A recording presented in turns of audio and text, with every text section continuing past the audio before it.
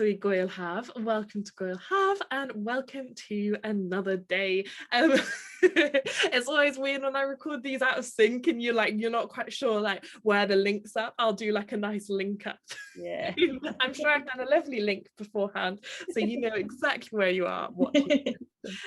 With me today I have the lovely Rebecca Duwald, who just taught me how to say her surname. Do you want to say it? We were just having a conversation about surnames. I say DeWald is how I pronounce it, but you can say Dewald or you can say lots of different ways. Gorgeous. So Rebecca is a translator of English, French, German and Spanish, mostly into English and German. She is also the author of Possible Worlds, Pseudo Translations of Virginia Woolf and Franz Kafka. Which is a book I'm very excited about. But today we are going to focus on looking at German as a language and looking at sort of it's targeted. This talk is targeted if you're sort of studying your A-levels or maybe your undergraduate and you're considering whether translation is something you'd like to get into, and like what actually does the job of being a translator look like, those financial questions as well. How does it all balance out? So thank you so much, Rebecca, for joining me today. No worries at all. Thanks a lot for inviting me. Not at all. So what was your route into translation? How did you sort of come to be a translator? My route into translation was through, I grew up in Germany. I went to school in Germany, and I always quite liked languages. I did an exchange year when I was in my 12th year in school. So when I was, not 12th year, 10? I was 16 anyway. I did an exchange year in America. Because it's like, kind of when you're a teenager, you just really want to get away from home. And I had the opportunity that my neighbor got a job in a school in America and made a connection that I could go to school there. So that was amazing. So I spent 6 months on Long Island, which is New York State. So it's about half an hour from Manhattan, which, you can imagine me being 16, like, this is amazing. But also, and I'd been learning English in school then. So like, obviously my schooling was in German. We did English and French at school, so those were our school languages. And by that point, I'd already done quite a few years of English, and I thought, I'd be fine going to America. And then I turned up and I did not understand anything. I mean, that happens to me now as well. I've been living in the UK for 11 years, and I still think they speak American. I don't understand. But that was quite an interesting thing, because I think what the main thing was there was that like I knew the language and I knew films, and like, because we all watch like American films all the time, we're like watch American TV programs, we listen to American music, but there's so much in the culture that you don't really kind of understand that this is part of understanding what understanding a language is like. So the first 2 weeks I was really homesick, and then after by the end of it, like I extended my stay because I didn't want to leave, because I really, really enjoyed it so much. And I think this is how, when I kind of learned about the sort of, how like life can be really different, like not better or worse, but just like people live in a different language and in a different culture, and that's a different life. And I think that was a really enriching thing to do. So I did that in school. And then came back to Germany and finished my school in Germany. And then when I finished school, and I still like languages, but also I like maths as well. I like kind of all the other subjects, like physics as well, which I know is a very geeky subject, but it kind of comes up in my book, The Possible World series, a bit of a physics question as well. And so I had all these other things, and also like sewing and kind of crafting as well. My mum's a dressmaker, so like that kind of art aspect I like as well. But I was kind of like, well, with languages, you never waste your time. I feel like I'm just gonna go and study languages, because even if I then decide later on in life to do something else, I'll always have the language to fall back on. And mainly also I just really wanted to travel. I just love traveling, and I thought, well, with not everybody speaks German, my English is already quite good, but could be better. I had French in school, so I wanted to kind of improve that a bit as well. And then I was like, well, I had the opportunity to pick up a bit of Spanish as well and start up from scratch at university. So I was like, well, actually that'll probably set me up all right with traveling the world, which was the plan. And then I did a lot of traveling, so I don't regret that at all. So my undergraduate in Germany was in translation studies. So I know that in the UK, what you would do is you'd study you study modern languages, so like you study the language that you want to, and often you probably pair that with like another subject. So either like, you know, you can do 2 languages, maybe 3 if you're really keen, or you can combine like whatever French with English literature, or like even maths and like whatever other subject as well. And I'll come back to that point as well, because I think that's actually a really good thing to do as a translator too. But yes, because in in the UK you would do modern languages, and then if you want to specialize in translation, you would do a master's degree in translation, or you can learn the practical route as well. But my way was kind of doing the specialized translation course already. And then I spent a year in Brussels improving my French, though I learned Belgian French there, so I still can't count properly. For those of you doing French, you know how like French numbers are really weird. In Belgium, they're even weirder. So like I still don't, French people laugh at me when I count because I just get confused. So you learn something, you improve your language, but you also make yourself a laughing stock. And I feel like that's part of what translators do as well. It's quite humbling learning a foreign language, and kind of, you know, you just have to kind of get through it. But everybody's like usually really supportive and kind of helps you learn a language too. So yeah, so I did an exchange year in Brussels, learned French, met people from Scotland, and then decided to move to Scotland. And kind of along the way, I was always translating a little bit. And because I had specialized in translation studies, I was then, when I was doing a master's in literature, because that's what I wanted to do, I was translating alongside it. And actually my first translation job was translating Topshop. And this was quite weird, because I'd set up, because I'd had a degree in translation studies, but you know, I hadn't really like translated for money yet. But I set up a website. There's a website called pros.com, which is a sort of database for translators. There's one called Translators Cafe as well. And I was told, well, this is where you set it up. LinkedIn is what people will be familiar with as well, if you've done like internships and stuff as well. So you kind of have a bit of an international profile. And then somebody was, a project manager was coordinating a big translation project for Topshop, because they wanted the entire website translated from English to German. So they needed a whole team. They actually did it into French, I think, as well. They needed a whole team of translators. And because I had written on my profile that I specialize in fashion and textiles, and I know about this because that's what I grew up with, they approached me and said, well, we've got this continuous work, like you probably get 1,000 words every day. Would you be interested? And I was a bit naive and was like, yes, of course. Great. Sounds good. I was studying at the same time, so this worked really well in terms of like supporting my studying. And that was really helpful in terms of getting into translation. But I think I didn't have a full grasp that you like specialize in something when you translate. So that was kind of coincidental, that I put down my specialism as fashion and textiles, and that's something that came up. So that was kind of my basic route into translation. So a bit planned, but also very haphazard. Can you talk a little bit more about that specialization? Because that's something that like maybe a student might not be aware of, that most translators are not like blanket translator. Like I am just a German translator. Yeah, that's a really good point. So again, my undergraduate, I studied French and Spanish and English. And then we had to choose one subject that wasn't a language. So I picked law. Not that I'm amazing at law, but you had to, because the idea was always that you had to pick one subject that you are a specialist in, because in order to translate a text, you need to understand the text. So you probably all know this. If, for example, with law, if you get like a contract or something, or you kind of get a small print somewhere and you read it and it's written like it is English, but it's kind of not really very intelligible. So you actually have to learn the code almost of that language. And that happens in lots of different aspects as well. So with fashion, for example, like I'm currently translating a book about men's shoes, and it's very technical about how the shoes are made, and it's got lots of specialist vocabulary. So even if you're a native speaker of that language, you might not understand, because unless you know about the area and know about that subject area, you just wouldn't know those words, because sometimes it's even the same words but used in different, with a slightly different meaning. So you actually have to learn the lingo of this particular area that you're translating in. So in a university, I specialized in legal translation. So I do a bit of like terms and conditions and those kind of things, but and some contracts, and I have a basic understanding of that, because I had to learn that in German and English, and how like the legal system works. But also because I've got a hobby, like, and I'm really into that, into fashion and that kind of stuff.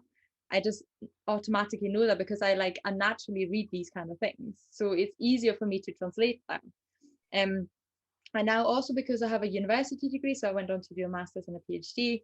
I do a lot of academic translations, and you probably like, you know, that like it's sometimes written in a sort of like unnecessarily complicated way. Sometimes it's purposefully complicated because it references other books and so on. But once you're in that world, you understand that language, and then you can translate it.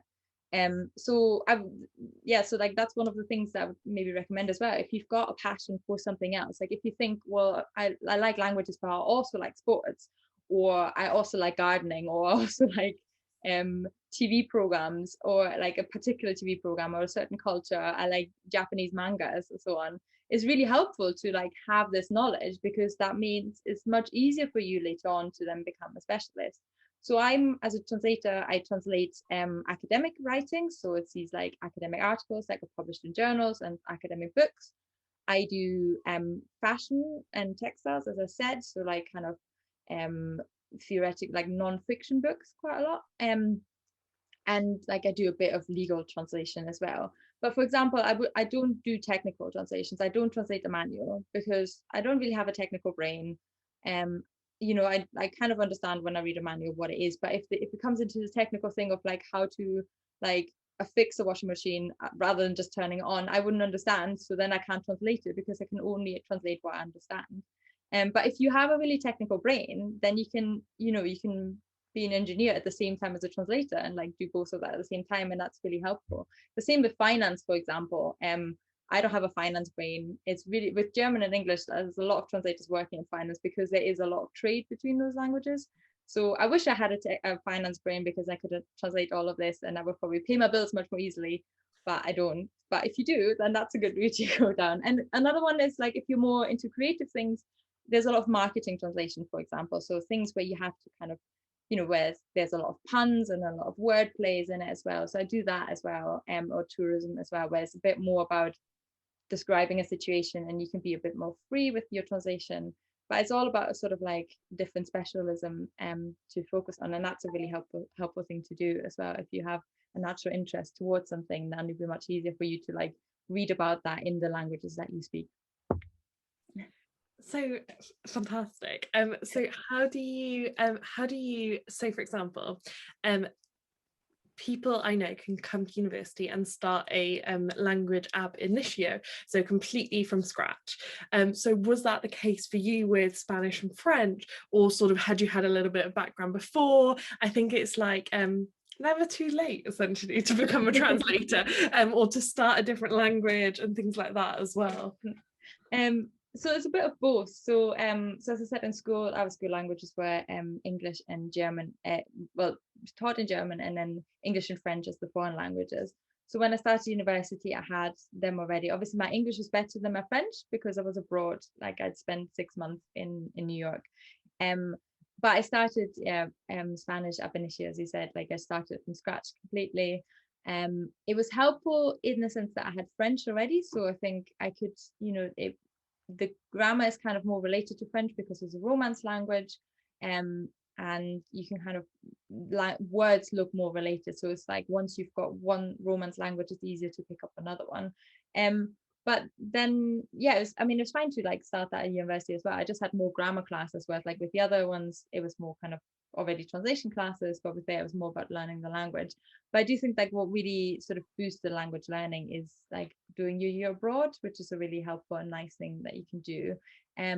But also I went to university with people who'd done a year abroad who like came to university later. So like I had a friend who worked in hospitality. Like she grew up in Germany, but then worked in restaurants all over and worked in restaurants in France, and she learned French through working in restaurants. So she'd done all that, she was fluent. Her French still is so much better than mine, although I'd done lots of years of studying. And then she came to university, I think in her 30s probably, and then decided to become a translator and work for that. So there's lots of different routes into it. I mean, I'm also hoping that I've started Duolingo Gaelic in lockdown, so hopefully maybe I can be a Scottish Gaelic translator at some point as well. But there's definitely a thing of like you can start languages later on, and then some languages build on each other as well. So with German, for example, it's related to English as well. I know that some German learners think it sounds difficult and it's all very strange, but it is actually, there are overlaps, and if you kind of get into it, that makes much more sense. Actually, it's more related, like there's more of a relation between German and English than there is between French and English, for example. But also, once you know German, I think it's easier to learn Dutch or Danish or Swedish, and those languages are kind of a little bit related as well. So there's that thing of, I think they say that like when you're younger, it's easier to pick up languages, but then it's also when you're older, you have more experience to draw on to learn a language. So like you already kind of know a little bit on how to learn a language. So you kind of know, for example, when I with Spanish, I didn't live in Spain, but I went to Argentina for a holiday, and I spoke with taxi drivers quite a lot. And my trick was to always ask them open-ended questions. So you don't ask them a question saying like, is the weather going to be nice today? And they say yes or no. But you ask them, have you heard what the weather is going to be like today? And then they have to explain something, and then they talk for a while, and then you can listen to them, and then you can like listen and like see like the words that you pick up on, and then you can sometimes use those words in your response to them as well if they use a certain verb and that kind of thing. So you learn those kind of tricks as well, rather than like asking yes no questions. You ask open-ended questions, so you don't have to, because we always know that speaking is the most difficult bit, isn't it? But you can listen to them for a bit longer, and then it sounds like you're very fluent, but really you're just kind of like listening, and you're asking targeted questions as well. So yeah, it's never too late to learn a language, definitely. And they also, it gets more fun, I feel like. That seems like a really good idea, like asking open-ended questions whenever you encounter someone who speaks the language you're trying to learn. Is there any other advice that you'd have for young people looking to get into translation in particular, or maybe even just to take their language studies further, be that sort of looking at pursuing like academia in literature in another language? I think it really depends on what fascinates you about languages. I think we've got a bit of an idea maybe that translators are all these like bookish people who just like always sit down in their little rooms and they just want to be alone with their books. And that might be you, and that's great. And in which case, like pick up a book. Maybe if you've not read that many books in the foreign language, you can pick up your favorite book in English, see if it's been translated into that language, or if it's been translated from that language, and try and read them in parallel, and then kind of compare and contrast, write down the words and like those kind of things. So this is more about the sort of practical things, but also, I mean, teachers would have probably talked about this as well, but I feel like that's related to finding what interests you about the language that'll necessarily make you interested in pursuing that some more. So if you're a bookish person and you really, really want to read a book, then it's really easy for you to like pick up a book and read it. If you love films and TV programs, then like, I mean, now I think it's like Walter Presents or something has like lots of free TV in like lots of different languages. And so often it's subtitles. You can have your subtitles on, you can listen to it as well. Which is also kind of relates again to the specialism of like, you know, what do you think, what would you like to do with the languages sort of later on. But also in terms of like, if you, I guess maybe it's nice to at this point talk about the difference between translation and interpreting, because if you feel like I'd really like to learn a language because I really want to travel and I really want to go out and I really want to meet people, maybe you want to think about becoming an interpreter. So the difference between translation and interpreting, generally speaking, is that the translating is when you write it down, when you produce a text at the end, but interpreting is the spoken thing between two. So there's different ways of interpreting. There's sort of interpreting, you know, where you talk at the same time. You see, sometimes see pictures of people in booths with their little headphones on, while there's a conference going on, and they hear the sort of like French coming in and they speak in English, and it kind of gets recorded and people know. Or there's a sort of consecutive interpreting where you take notes while somebody speaks and then you give a sort of lecture afterwards. So those are kind of like other aspects of using your languages as well. So depending on what you want to get into, you obviously would be seeking like different ways of getting into it.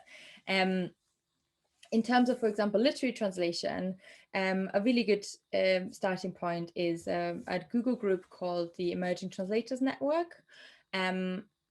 it's full of a lot of translators who like, they're either already translators, but maybe they translate, you know, legal translation, they translate finance translations, they translate marketing, but they want to become literary translators. Or there's a couple of people who have studied languages, are still studying languages, and maybe are thinking maybe literary translation would be a good thing to go into. And it's just like, it's a thread of like people, like-minded people, effectively, some with more experience, some with less experience. And you can you can just join it if you have an inkling to become a literary translator. And you can browse the sort of database that exists now, because there's so much information out there. Or you can also, if none of your questions are answered there, you can ask a question as well, and people will definitely respond and definitely be helpful. Because I think that's one of the key things maybe in terms of the translation community, is that like people are really friendly and really open. So I've only encountered nice and helpful people when I've asked any questions or any help or any advice. They've always been really friendly and helpful. So don't be shy and ask. And maybe even some teachers might also know translators who, you know, if you've got specific questions about translation, to get in touch with as well. But definitely don't be afraid to ask. No question is a stupid question. Absolutely. And you sort of I mentioned at the beginning that direction wise you tend to translate into German or into English. Can you explain a little bit about directions of translation and what that sort of means? That's a really good question. See, that's a really good question, because that's something to me that's quite obvious now, but that's why I need Caitlin to ask me that question. So yeah, as I said at the start, I grew up in Germany, and so my first language is German. But I've been living in the UK for 11 years, and as I said, I was in America before, so I'm fluent in English. My French and Spanish are not as good as my English and German.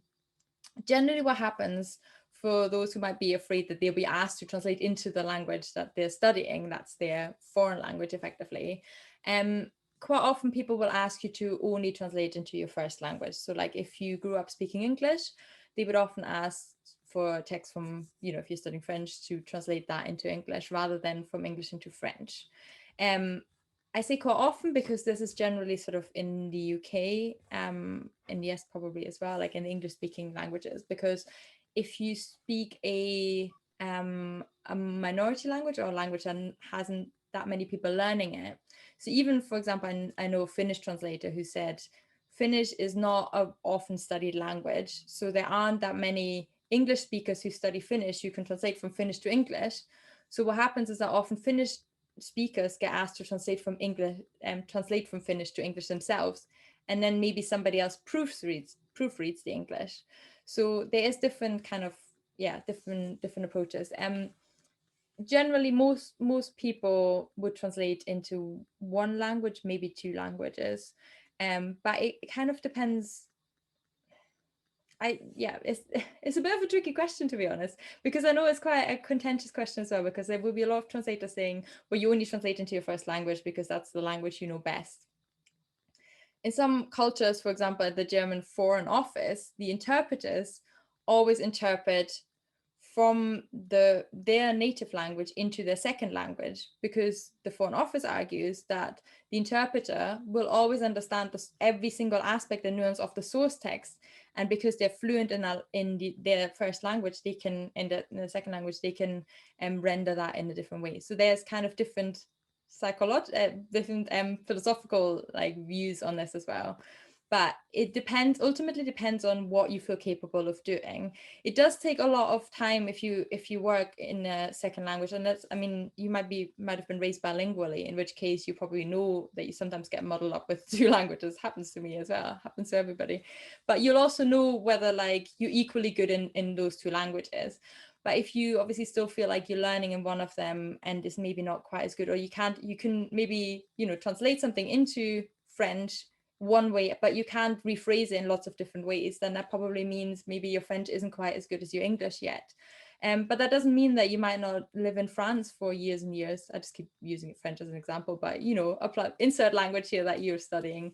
That like after years of like living in that culture and being surrounded by that culture, you might want to work in that. So that's what happened to me, for example. Like my mother speaks, I was raised by my mother, she speaks German. I learned the other languages in school, but I did my academic training in the UK. So when I translate an academic text, for example, for me, it's easier to translate that into English, because for 5-6 years straight, I've just read academic lingo in English. So I find that much easier to do it that way.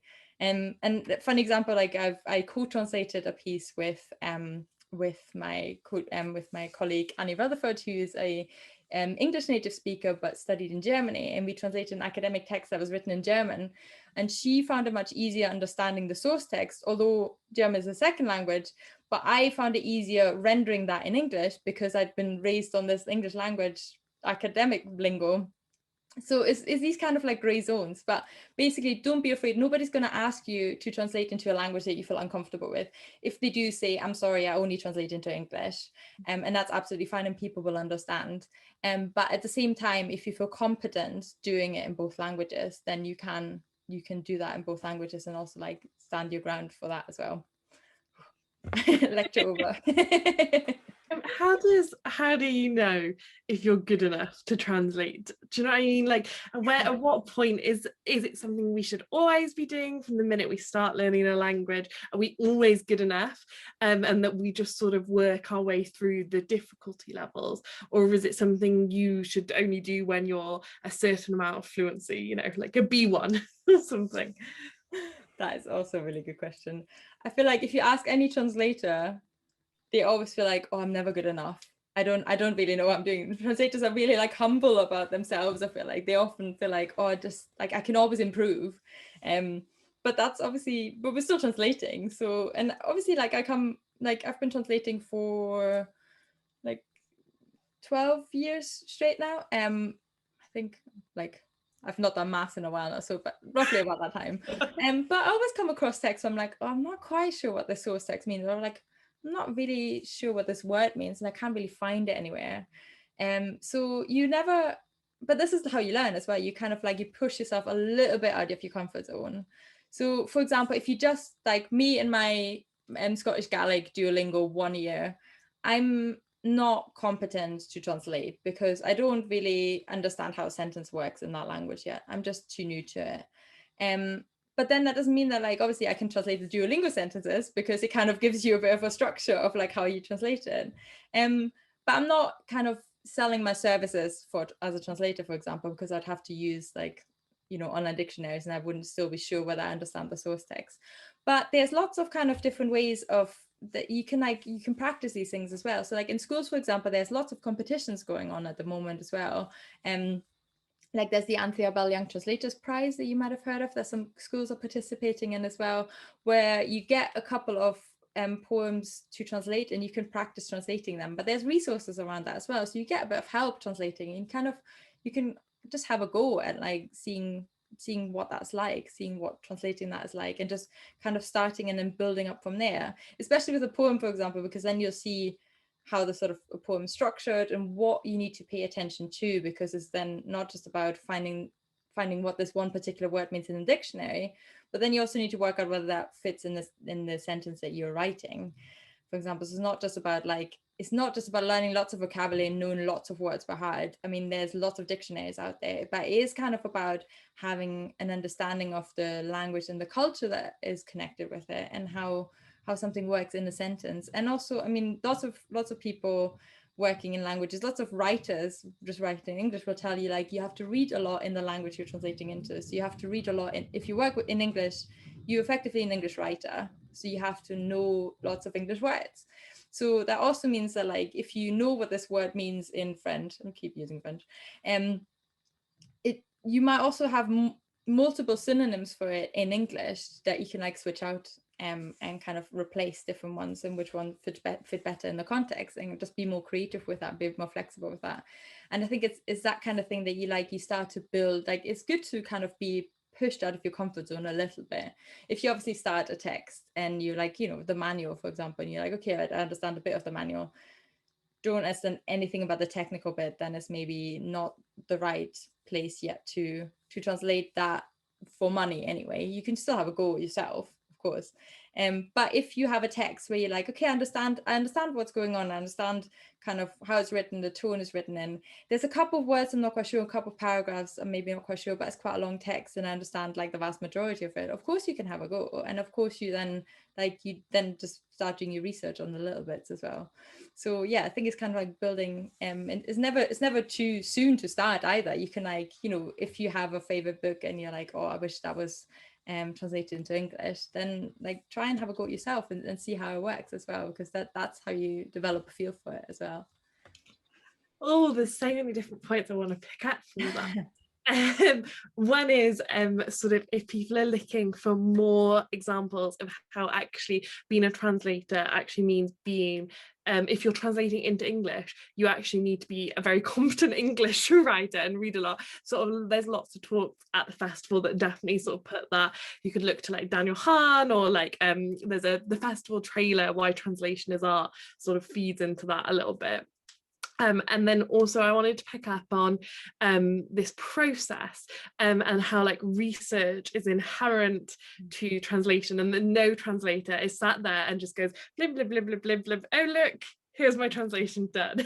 Could you talk a little bit more about that, because that actually I think looks very similar to actually what you do at A level. Actually you just keep building and keep building.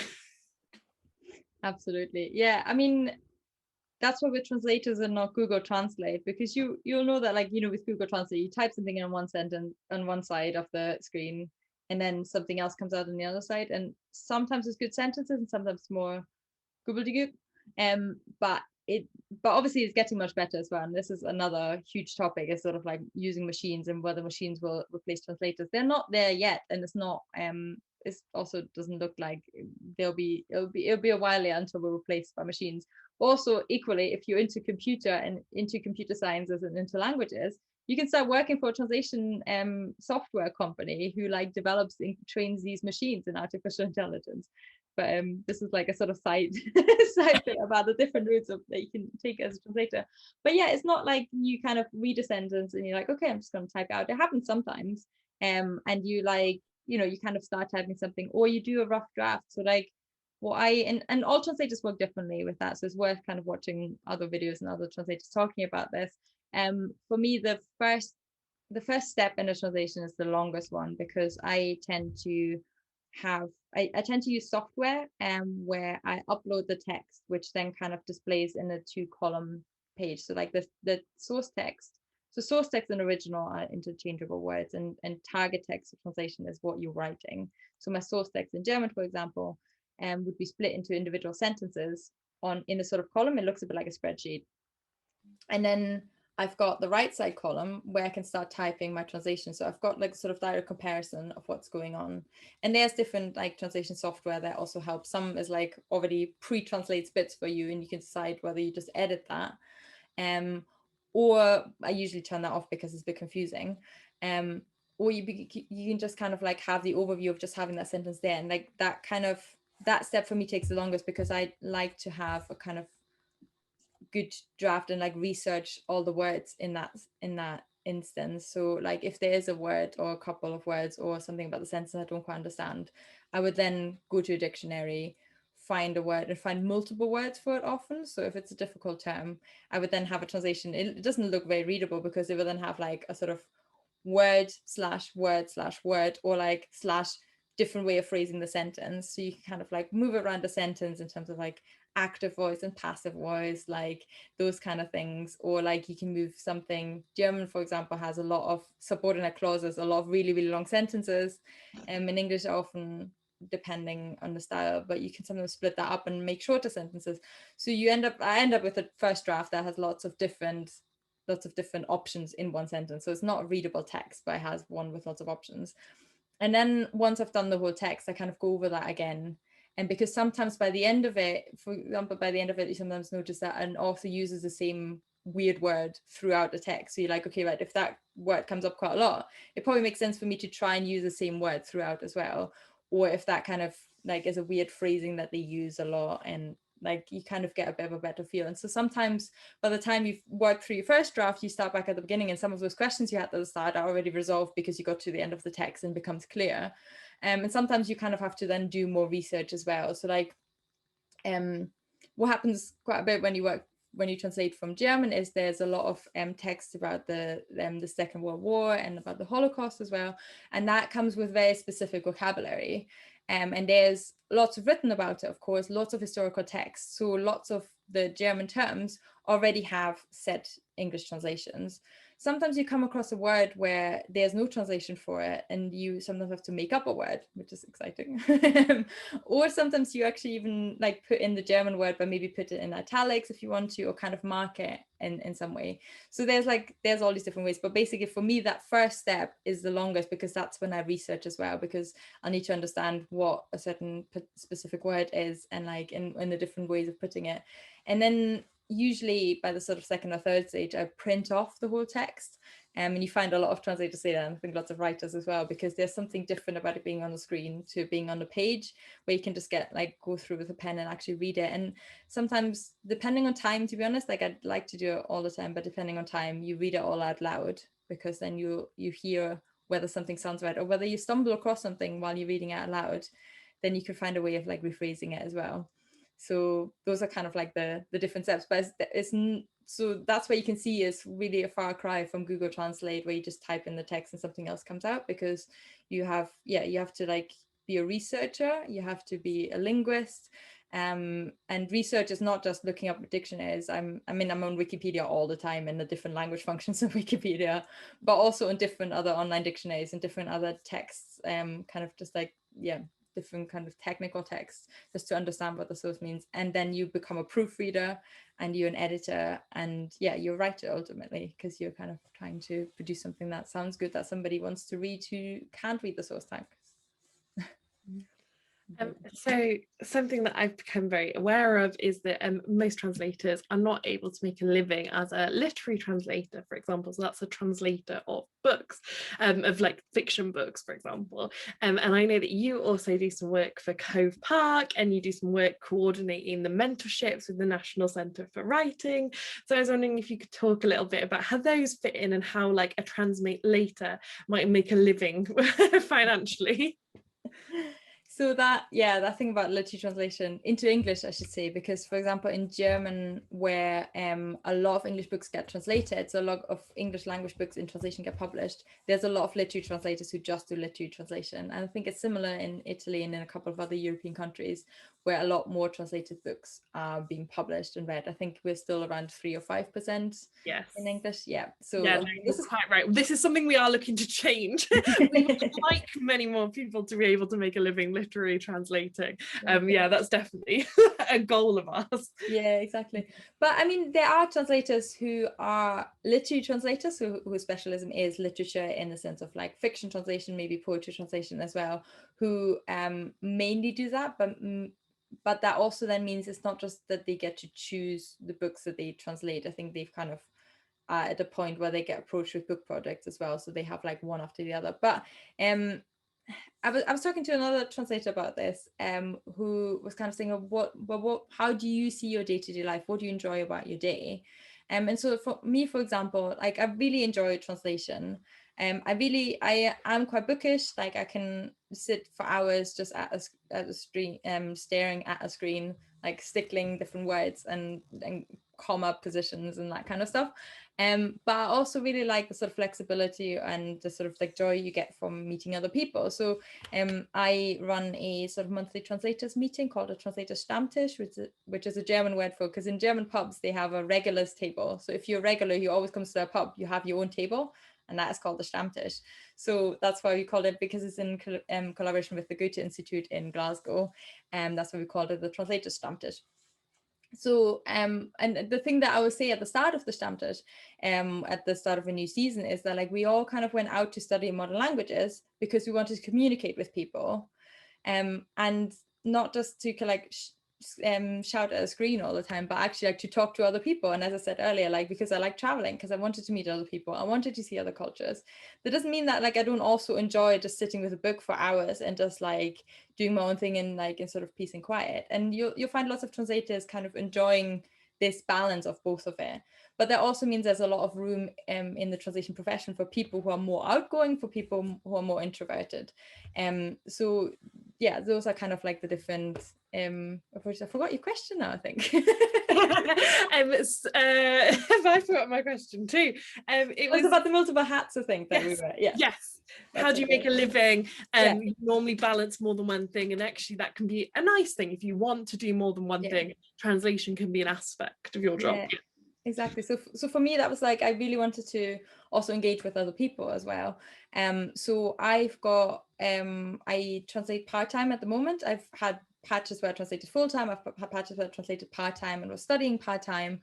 So what I currently do is I work in an artist residency centre, which is, so it's called Cove Park, and it's on the west coast of Scotland. And it's basically a lovely place in the countryside where artists, including writers and translators, can come on a residency. So they come with a certain project that they want to work on and spend some time there to work on the project, like in the sort of in solitude if they want to, or kind of with other people as well, but like away from their normal lives as well. So and to engage with other artists at the same time. So that's really nice. So I go there once a week and engage with the artists there.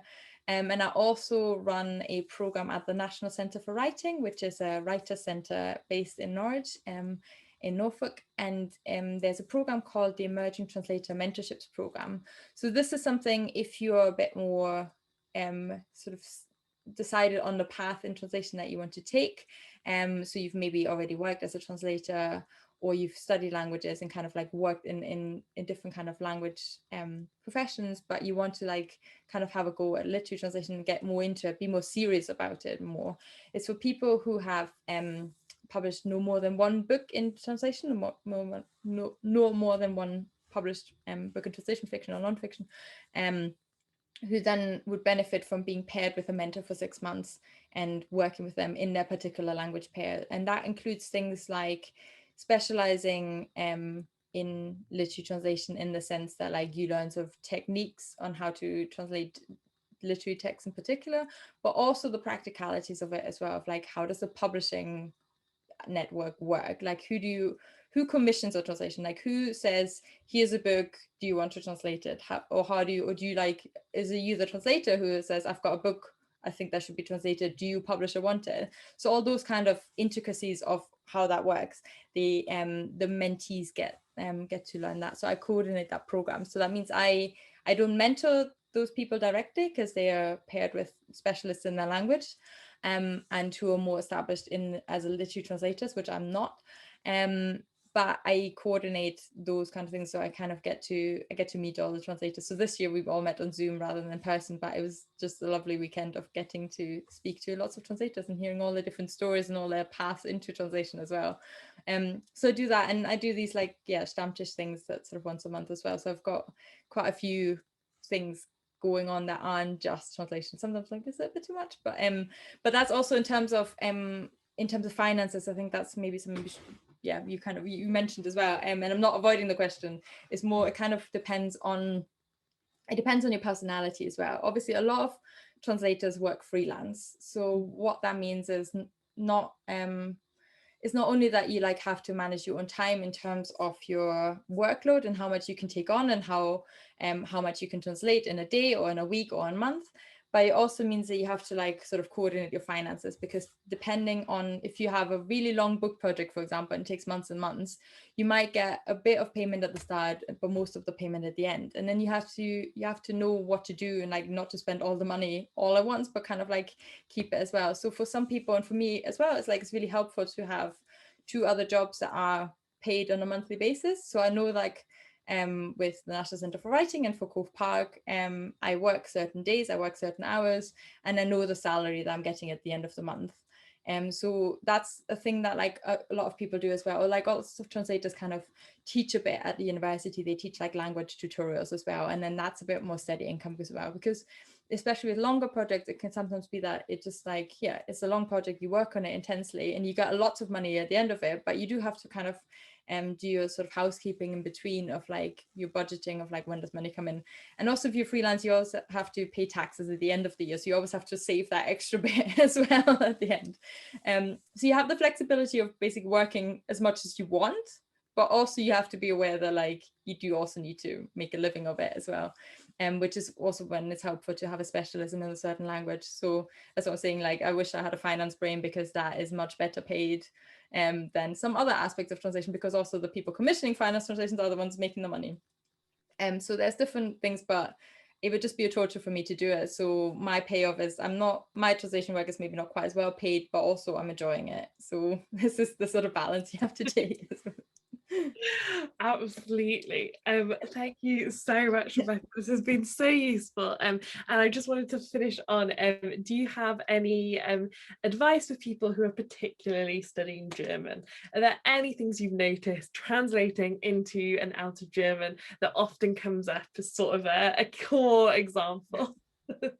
Oh my God, for German, there's so many. I think what people often say, and I kind of touched on it, is like German sentences can be really, really long, and German words can be really, really long.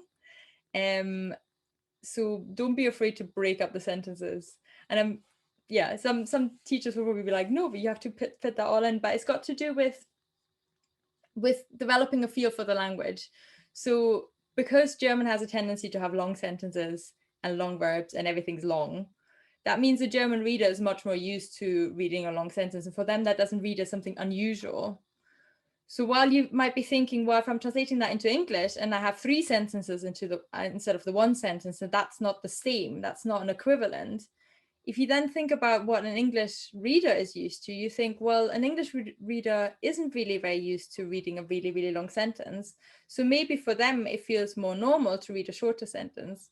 So it's kind of an example of like, what do you mean by, it's an academic term, equivalence, but what do we mean by like translating the meaning of something rather than just the words? So if the meaning of one text means that it includes that it's something that reads quite normal to someone, then the equivalent of the normal in English would maybe be to chop it up a bit. So those are kind of things. And moving, and another thing I think that comes up in general in translation anyway, is moving sentences around. So you don't have to start with the sort of subject, verb, object. Sometimes it can be another way around, and that could be a better way of expressing it as well. So be quite playful in that as well. And don't be afraid of the long German sentences and words. Fabulous. Thank you so much, Rebecca. Not least, for Rebecca is getting married in 8 days' time. So thank you so much for making the time to speak to me. And I'm just sure, like, thank you on behalf of the viewers for sharing your expertise here. It's been really useful. Thanks so much, Caitlin. It's been a pleasure. At all. If you're interested in checking out anything more sort of targeted at A-levels, you can check out all the other students program on our website and YouTube. So thank you very much for watching, and thank you, Rebecca, again, and see you all soon. Bye. Bye.